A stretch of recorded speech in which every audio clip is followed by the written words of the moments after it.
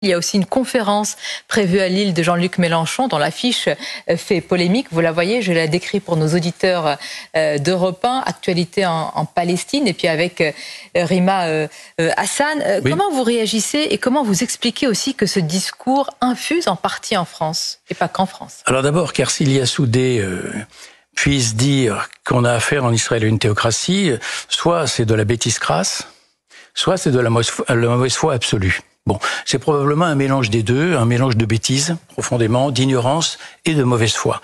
C'est-à-dire que dans l'État d'Israël, l'instance suprême n'est pas le tribunal de la halakha, l'équivalent de la charia, si vous voulez, pour les musulmans.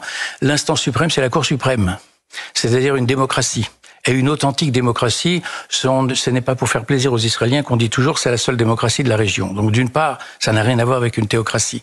D'autre part, quand je vois Rima Hassan sur cette photo que vous projetez, qui est en 7e position, je crois, éligible. Sur la liste, tout à fait. Or, son slogan, c'est « Palestine libre du fleuve à la mer ». Qu'est-ce que ça veut dire, du fleuve à la mer?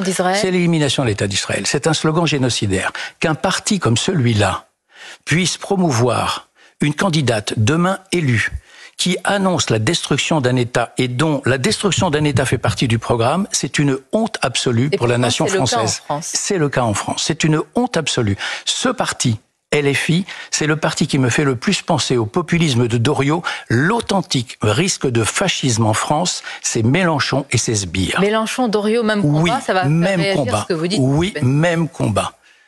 Je suis assez historien pour le savoir, pour savoir ce qu'a été le PPF à partir de 1938-1939.